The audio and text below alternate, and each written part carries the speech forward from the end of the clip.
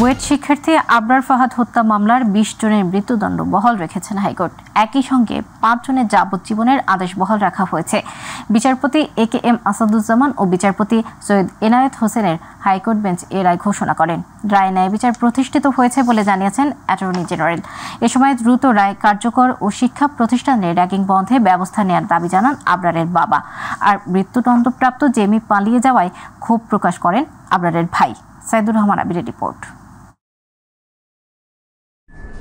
বুয়েট শিক্ষার্থী আবরার ফাহাদ হত্যা মামলায় বিচারিক আদালতে মৃত্যুদণ্ডপ্রাপ্ত সবারই মৃত্যুদণ্ড বহাল রেখেছেন হাইকোর্ট। এছাড়া ৫ আসামিকে নিম্ন আদালতের দেয়া যাবজ্জীবনও বহাল রাখা হয়েছে। বিচারপতি AKM আসাদুজ্জামান ও বিচারপতি সৈয়দ এনায়েত হোসেনের হাইকোর্ট বেঞ্চ এ আদেশ দেন। রায় ঘোষণার সময় আদালতে আবরার ফাহাদের পরিবারের সদস্যরা উপস্থিত ছিলেন। রায় ঘোষণার পর আবরার ফাহাদের বাবা বরকতুল্লাহ দ্রুত রায় কার্যকরের দাবি জানান। তবে মৃত্যুদণ্ডপ্রাপ্ত আসামি জেমি পালিয়ে যাওয়ার বিষয়ে ক্ষুব্ধ পরিবারের সদস্যরা। হাইকোর্টে যে রায়টা দিয়েছে এটা আমরা আপাতত সন্তুষ্ট, কিন্তু আমরা চাই যাতে দ্রুত এই রায়টা কার্যকর হয়, সেই জন্য এটা ব্যবস্থা করা হয়। এগুলো যাতে অতিলম্বে দ্রুত হলে কার্য তালিকায় নিয়ে এসে অতি দ্রুত যাতে শেষ করা হয়। ভবিষ্যতে যাতে আবরারের মধ্যে যাতে আর কোনো ছাত্র কারোর বাপ মা যেন এইভাবে বুক খালি।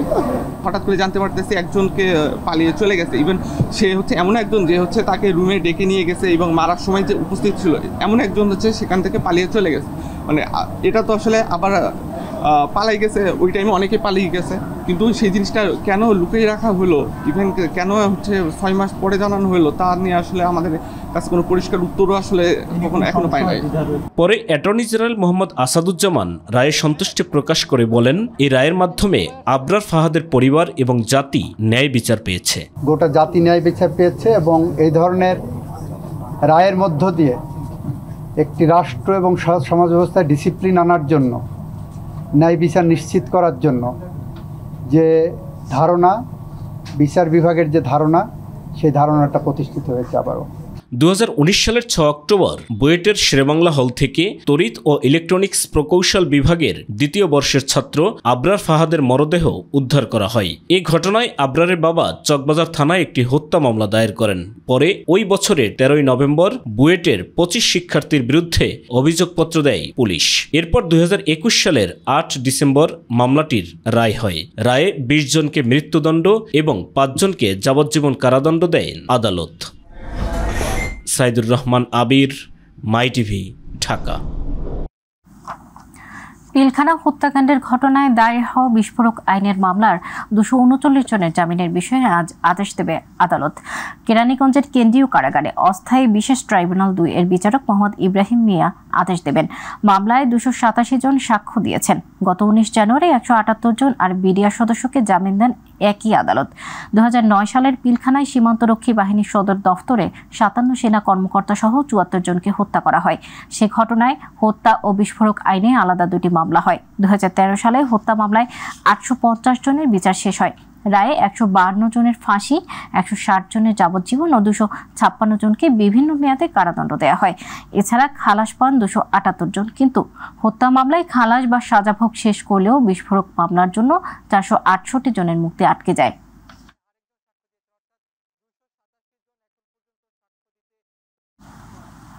প্রধান নির্বাচন কমিশনারের সঙ্গে ইউরোপীয় ইউনিয়নের রাষ্ট্রদূত সহ 5 সদস্যের প্রতিনিধি দলের বৈঠক অনুষ্ঠিত হয়েছে। আগারগাঁও নির্বাচন কমিশন সচিবালয়ে CCAMM নাসির উদ্দিনের সঙ্গে ইউরোপীয় ইউনিয়নের রাষ্ট্রদূত মাইকেল মিলারের নেতৃত্বে প্রতিনিধি দলের সদস্যরা বৈঠকে বসেন। বৈঠক শেষে সিইসি সাংবাদিকদের জানান, বাংলাদেশে আন্তর্জাতিক মানে নির্বাচন দেখতে চায় ইউরোপীয় ইউনিয়ন। একই সাথে নির্বাচনী পর্যবেক্ষক, রাজনৈতিক দলগুলোর এজেন্ট সহ বিভিন্ন নির্বাচন সংশ্লিষ্টদের প্রশিক্ষণ দিতে আগ্রহী ইউ। গত 11 মার্চ ঐকমত্য কমিশনের সাথে বৈঠক করেন মাইকেল মিলার। এতে বর্তমান সংস্কার কার্যক্রমে ইউরোপীয় ইউনিয়নের পূর্ণ সমর্থন রয়েছে বলে জানান তিনি। That the Bangladesh Election Commission is undertaking currently to prepare for democratic elections as Bangladesh moves through its political transition. I want to tell you that I have passed 3 key messages to the Bangladesh Election Commission today. They are, firstly, that the European Union is a steadfast partner for this country, and we stand with you at this moment of incredibly important transition.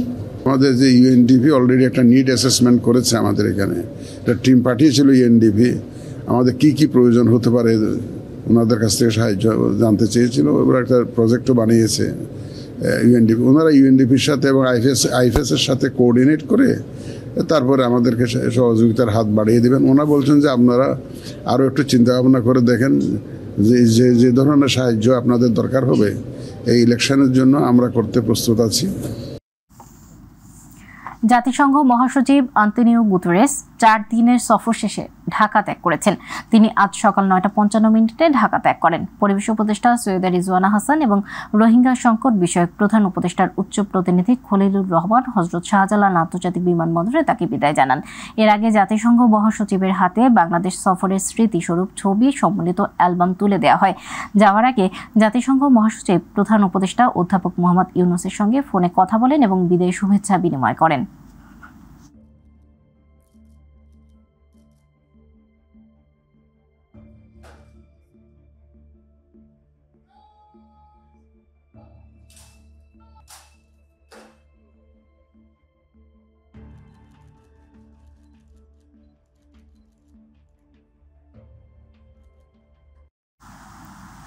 26 March স্বাধীনতা দিবস উপলক্ষে এবছর কুচকাওয়াজ অনুষ্ঠিত হচ্ছে না বলে জানিয়েছেন স্বরাষ্ট্র সচিব।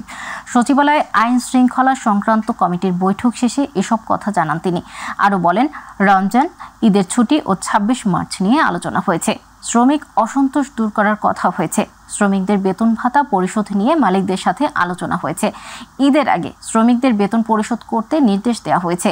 এছাড়াও ঈদকে সামনে রেখে চাঁদাবাজি বন্ধ ও সার্বিক নিরাপত্তা নিশ্চিতের বিষয়ে সিদ্ধান্ত হয়েছে। যাত্রীরা যাতায়াত করবে সেসব জায়গায় যাতে চাঁদাবাজি না হয়, কেউ চিন্তাই না হয়, সেগুলোর ব্যবস্থার জন্য। তারপর শপিং মলগুলোতে যেটা পুলিশ কমিশনার বলেছেন এর আগে, সেগুলোর ব্যবস্থা করেছি। শ্রমিকদের বেতন নির্ধারিত সময় তাদের যে আলাপ হয়েছে সেই নির্ধারিত সময় যাতে দেওয়া হয়।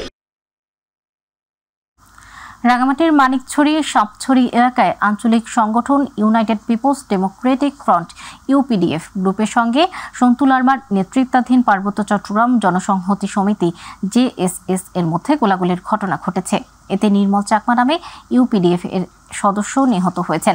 সকালে খামারপাড়া নড়াইছড়ি এলাকায় এ ঘটনা ঘটে। দলটির মুখপাত্র অঙ্গ মার্মা ও পুলিশ নিহতের ঘটনা নিশ্চিত করেছে। রাঙামাটি কোতোয়ালি থানার ভারপ্রাপ্ত কর্মকর্তা জানান, মানিকছড়িতে ইউপিডিএফ জেএসএস গোলাগুলিতে ইউপিডিএফ এর একজন নিহত হওয়ার খবর পাওয়া গেছে। এ বিষয়ে পরে বিস্তারিত বলা যাবে। এবং 3 জন আহত হয়। সন্ত্রাসীরা ঘটনাস্থলে একটি অত্যাধুনিক মানিকগঞ্জে দৌলতদিয়া ও পাটুরিয়া ফেরিতে গাড়ির সিরিয়াল দেয়া ও বকশিসের নামে বাড়তি টাকা উত্তোলনের অভিযোগ উঠেছে বিআইডব্লিউটিসির কিছু অসাধু কর্মচারীর বিরুদ্ধে। এ কারণে বাড়তি ভোগান্তিতে পড়ছে ছোট বড় যানবাহনের চালকরা।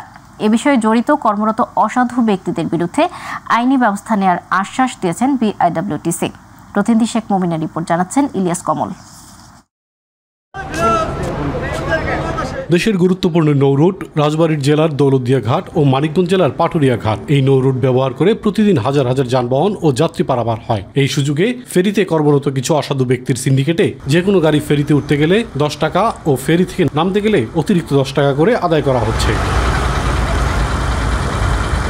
অবৈধ উপায়ে লাখ লাখ টাকা চাঁদা আদায় কর্মকাণ্ড নিয়ন্ত্রণ করছেন বিআইডব্লিউটিসির দৌলতদিয়া ঘাট শাখা কার্যালয়ের কয়েকজন কর্মচারী। বকশিশ দিতে রাজি না হলে যানবাহন চালকদের সাথে বাজে ব্যবহার সহ ভোগান্তিতে ফেলার অভিযোগ রয়েছে তাদের বিরুদ্ধে।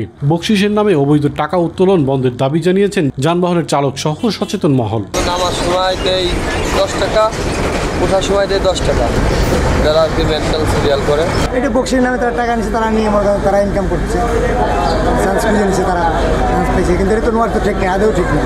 এখানে এমনভাবে মনে করেন মানুষের একটা ট্রাকের ড্রাইভারের মনে করেন 2000-3000 টাকা নিয়ে আসে, এরা মনে করেন বাধা টাকা, এদের তো কোনো টাকা এরা আনে না।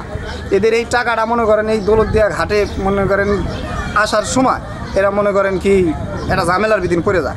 10 টাকা করে দিলে প্রতি 20 টাকা করে প্রতি পার আওয়ার যে 20 টাকা করে যায় 40 টাকা যায় আমাদের নাস্তার টাকাটা যায়। আমার কথা হচ্ছে যে যেটা আমরা আসা যাওয়া করি এই ভিতরে যদি কেউ পায় বা কেউ করে ঠিক আছে আর আইন ব্যবস্থা করে নেওয়া হবে। 10 টাকা দেওয়া হয়, এটা আমরা বকশিশ হিসাবে দেই। এ বিষয়ে জানতে চাইলে জড়িত কর্মরত অসাধু ব্যক্তিদের বিরুদ্ধে আইনি ব্যবস্থা নেওয়ার আশ্বাস দিয়েছেন বিআইডব্লিউটিসি। এখানে বকশিশ কোনো শব্দ নেই। যদি কেউ সে বিআইডব্লিউটিসিতে কর্মরত আমাদের কর্মচারী হয় অথবা অন্য কেউ হয়, বকশিশ নামে কারো কাছ থেকে কোনো টাকা নেওয়া আদায় করা এগুলি বেআইনি কর্মকাণ্ড। যে আইন লঙ্ঘন করবে এদেশের নিয়ম অনুযায়ী ব্যবস্থা গ্রহণ করা হবে।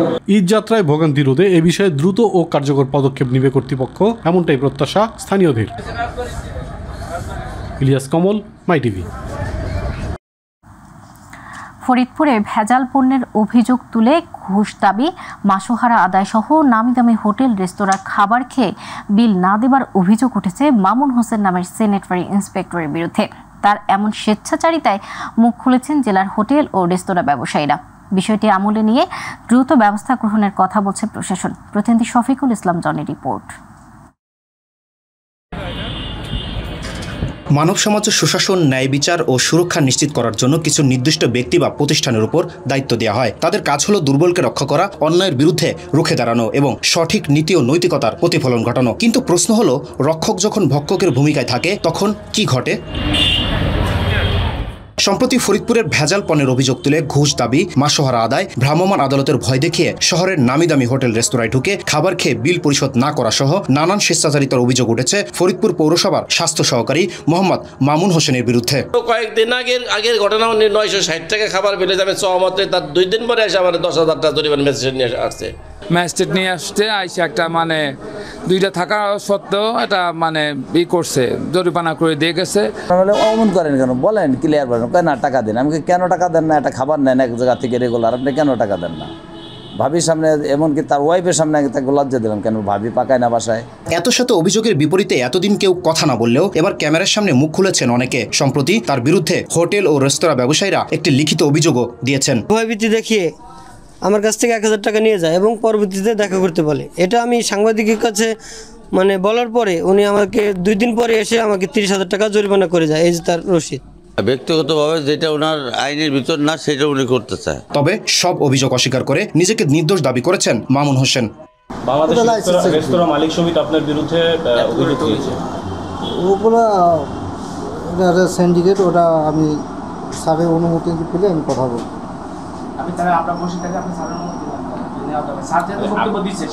না, স্যারের কাছে আমি শুধু আপনাকে জানাবো না। এসব অভিযোগের প্রেক্ষিতে কি ব্যবস্থা নেওয়া হবে জানতে চাইলে ফরিদপুর পৌরসভার প্রশাসক জানান, আমরা যাচাই করে দেখব যে অভিযোগটি সত্য কিনা। অভিযোগ যদি সত্য হয়, যদি প্রমাণিত হয়, তাহলে অভিযুক্তের বিরুদ্ধে আমরা আইনগত ব্যবস্থা নিব। এই সমস্যা থেকে মুক্তি পেতে অভিযুক্ত কর্মকর্তার অপসারণ চায় ব্যবসায়ীরা। এমনকি তার বিরুদ্ধে কঠোর শাস্তিমূলক ব্যবস্থা নেওয়ারও দাবিও জানিয়েছে তারা। শফিকুল ইসলাম জনি, মাই টিভি, ফরিদপুর। এবারে আমাদের কৃষি।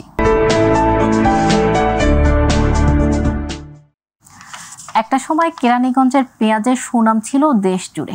রাজধানীর বাজারগুলোতে আলাদা কদর ছিল উপজেলার গোয়ালখালী, বাস্তা, বাঘাসুর, রাজাবাড়ী বিলের পেঁয়াজের। কিন্তু কেরানীগঞ্জের দ্রুত শহরায়ন এবং পেঁয়াজের অস্থিতিশীল বাজার পেঁয়াজ চাষে বিমুখ করেছে এই অঞ্চলের কৃষকদের। তবে কম করে হলেও এই এলাকার মানুষ এখনো ধরে রেখেছে তাদের পূর্বপুরুষের পেঁয়াজের আবাদ। শামসুল ইসলাম সনেটের রিপোর্ট জানাচ্ছেন মিফতাহ গালিব। মাঠে মাঠে দোল খাচ্ছে কালো সোনা সাদা সাদা পেঁয়াজ ফুল। শেষ মুহূর্তে ফুল পরিচর্যার ব্যস্ত সময় পার করছেন এখানকার কৃষকেরা। আবহাওয়া অনুকূলে থাকায় এবার বাম্পার ফলনে আশা করছে পেঁয়াজ চাষিরা। আবহাওয়া আর পেঁয়াজের বাজার পরিস্থিতি ঠিক থাকলে পেঁয়াজ বিক্রি করে লাভবান হবেন তারা। বাজারের যে একটা দাম সেটার কোনো সামঞ্জস্যতা নাই। আমাদের খরচ হয়ে যায় প্রায় 2500-2000 টাকা মন, আমরা পাইতেছি 1500 টাকা 2000 টাকা মন। পেঁয়াজের ফলন ভালো হওয়ার কারণে মানুষ পেঁয়াজ বুনতে আছে। যদি বাজারে পেঁয়াজ ভালো হয় তাহলে মনে করেন সবাই একটা ভালো ফলন হইব। সারা বছরে আমরা যে পেঁয়াজের কাজ করতেছি, চারা লাগাইছি, চারাতে যে ফুল হয়েছে, ফুলের থেকে আবার ফিরে তুলবো, তুলে দানা হইব। তবে মৌসুমের শুরুতে পেঁয়াজ বীজ, সার এবং কীটনাশকের উচ্চ মূল্য এবং দিন দিন কৃষি জমি ভরাট হয়ে যাওয়ার দুশ্চিন্তায় পড়েছেন কেরানীগঞ্জের প্রান্তিক কৃষকেরা। বাপ দাদারা চাচারা মনে করেন পুরানা কৃষক আমাদের এখানে, এখন ঘরবাড়ি হয়ে মনে করেন অনেক জমি কমে যাইতেছে। আমাদের এখানে আবাসিক এলাকা, তো আবাসিক এলাকার কারণে আমরা পেঁয়াজ চাষ বেশি একটা করতে পারতেছি না। আগে তো এই এলাকায় অনেক কৃষি ফসল হইতো, প্লাস পেঁয়াজও অনেক হইতো, কিন্তু দিন দিন বাজার খারাপ এবং বিভিন্ন মাটি ভরাটের জন্য কমে যাচ্ছে। এদিকে উপজেলা কৃষি কর্মকর্তা জানিয়েছেন, অন্যান্য বছরের তুলনায় এবার পেঁয়াজের ফলন ভালো হয়েছে। চাষের জমি রক্ষা করা গেলে পেঁয়াজের চাষ আরো বাড়বে। আগাম যে পেঁয়াজটা উত্তোলন হচ্ছে সেটাতে তারা বেশ ভালো মূল্য পেয়েছে এবং সেটাতে তারা বেশি সন্তুষ্ট। আর আশা করছি যদি আমাদের এই কৃষি জমিগুলো আমরা পুনরুদ্ধার করতে পারি তাহলে আমাদের এই পেঁয়াজের আবাদটা আরো বাড়বে। বাজার পরিস্থিতি কৃষকের আনুকূল্যে থাকলে এবং সরকারি সুযোগ সুবিধা পেলে আগামীতে পেঁয়াজ চাষ করে আরো লাভবান হবেন এই সকল চাষিরা। মিফতাক আলী, মাই টিভি। চলতি অর্থ বছরে রাজস্ব আয় লক্ষ্যমাত্রার চেয়ে 1,05,000 কোটি টাকা কম হবে বলে ধারণা বেসরকারি গবেষণা প্রতিষ্ঠান সিপিডির। চলতি বাজেটে তাই ঘাটতি মেটাতে টাকা ছাপিয়ে ঋণ করতে হচ্ছে সরকারকে। আগামী অর্থ বছরের বাজেট সুপারিশ নিয়ে আয়োজিত সংবাদ সম্মেলনে সিপিডির কর্মকর্তারা এসব কথা বলেন। সিপিডি কার্যালয়ে আগামী বছরের বাজেটে সুপারিশমালা তুলে ধরে সংস্থাটি। এতে সাধারণ মানুষকে উচ্চ মূল্যস্ফীতির চাপ থেকেই খানিকটা স্বস্তি দিতে আগামী বাজেটে ব্যক্তি করমুক্ত আয়সীমা 4 লাখ টাকায় উন্নীত করার সুপারিশ করা হয়। রাজস্ব আয় নিয়ে সিপিডির পর্যবেক্ষণ, ভ্যাট ফাঁকি দেওয়ার প্রবণতা কমাতে আগামী বাজেটে ভ্যাট হার 15% থেকে কমিয়ে 10% করা উচিত। ব্যক্তিগত আয়ের কর সীমা, এটা যে ট্যাক্স ফ্রি ইনকামের থ্রেশহোল্ডটা, সেটা 4 লাখ টাকা পর্যন্ত বৃদ্ধি করা উচিত, যেহেতু উচ্চ মূল্যস্ফীতি এবং মানুষের সঞ্চয় ভেঙে খাওয়ার প্রবণতাটা বাড়ছে। 26 অর্থ বছরের জাতীয় বাজেট এমন একটা সময়ে প্রণয়ন করা হচ্ছে যখন বাংলাদেশ অর্থনৈতিক চ্যালেঞ্জের মুখোমুখি, যার জন্য এটা মোকাবেলা করার জন্য দূরদর্শী এবং সমন্বিত নীতিগত পদক্ষেপ নেওয়া প্রয়োজন। রমজানের প্রথম দিকে মসজিদগুলোতে থাকে ধর্মপ্রাণ মুসলমানদের উপচে পড়া ভিড়। তবে মাঝামাঝি সময় এসে তারাবির নামাজে দেখা যায় বিপরীত চিত্র। অনেকেই নিজের এবং পরিবারের সদস্যদের ঈদের কেনাকাটা নিয়ে ব্যস্ত হয়ে পড়েন। রমজানের শিক্ষা ধারণ করতে না পারার কারণেই এমনটি হচ্ছে বলে জানান ইসলামী বিশ্লেষকরা। ইলিয়াস মাতবরের রিপোর্ট। রোজার শুরুতে মসজিদের সঙ্গে মুসলমানদের ওতপ্রোত সম্পর্ক থাকলেও মাঝামাঝি সময়ে এসে তারাবির নামাজের সারিতে দেখা যায় খানিকটা বিপরীত চিত্র। মসজিদ বিমুখ হয়ে মানুষজন ব্যস্ত হয়ে পড়েন শপিং মলে কেনাকাটায়। তারবিয়াহ এডুকেশন নেটওয়ার্কের চেয়ারম্যান বলেন, রোজার উদ্দেশ্য যখন মানুষ উপলব্ধি করতে পারে না তখন আর ইবাদত চালিয়ে যাওয়া যায় না। আল্লাহর সাথে কানেকশন বানানোর দুটো সিস্টেম, দুটো পদ্ধতি। একটা হলো নামাজের মাধ্যমে, আর হলো কোরআন তেলাওয়াতের মাধ্যমে। এই দুটোর মাধ্যমে কেবল আল্লাহর সাথে কানেকশন বাড়ে। মানুষ যদি এই জায়গাটা মিস করে তখন আর তিনি আসলে আগ্রহটা পান না, তখন আর তার ওই জায়গাটা আগে যেরকম করেছিলেন আগ্রহ নিয়ে, ওইটা তখন তিনি হারিয়ে ফেলেন। শেষের দিকে গিয়ে তাদের আরও ইন্টেন্সিটি বাড়ত, এবাদত তাদের আরও আগ্রহ বাড়ত। এই জায়গাটা মূলত এখানে মিসিং আছে। ফলে আমরা যাদেরকে এখন যারা আছে, আপনি যে কথা বললেন, তারা করণীয়কে আমি বলবো যে আপনারা যারা ইবাদত করেছেন, আপনার শেষের দশকে লাইলাতুল কদর আছে, শেষের দশকে ইতিকাফ আছে, শেষের দশকে আল্লাহ সুবহানাহু ওয়া তাআলা আমাদের জন্য এমন রাত রেখেছেন যে রাতটা এত বারাকাতপূর্ণ, সেই রাতে আমাদের গোটা বছরের সিদ্ধান্ত হবে। রোজাকে প্রকৃতভাবে ধারণ করতে পারলেই শেষের দিকে ইবাদতে আগ্রহ বাড়ত বলে মনে করেন ইসলামী বিশ্লেষকরা। যখন রমজান আসে নিজের মধ্যে একটু আবেগ কাজ করে, সে আবেগের কারণে ওনারা রমজানের প্রথম দিনগুলোতে সবার সাথে মিলেমিশে একসাথে মসজিদে যায়। যখন 2-3 দিন যাওয়ার পরে ইফতারের পরে যখন ক্লান্তি আসে, এই ক্লান্তিকে ওনারা পিছনে ফেলে ইবাদতে যে ভালোবাসার সেটা ওনাদের কাছে কমে যায়, তখন ওনারা আর মসজিদে ঠিক মতো নিয়মিত যায় না। নফলগুলো যদি নাও পড়তে পারেন, ফরজটা পড়েন, কিন্তু 5 ওয়াক্ত নামাজ পড়েন। ঠিক তেমনিভাবে আপনি যখন তারাবির নামাজ শুরু করেছেন, আপনাকে কেউ বলতেছে না যে আপনি সারা রাত দাঁড়িয়ে নামাজ পড়েন। আপনি মসজিদে যান, এশার নামাজটা পড়েন, যতটুকু সম্ভব হয় তারাবির নামাজটা পড়েন, বাট নিয়মিত পড়েন। রমজানের শেষ পর্যন্ত ইবাদতে মগ্ন থাকা এবং পরবর্তী সময়ে রোজার শিক্ষাকে ধারণ করার পরামর্শ দেন আলেম ও ইসলামী বিশ্লেষকরা। ইলিয়াস মাতবর, মাই টিভি, ঢাকা।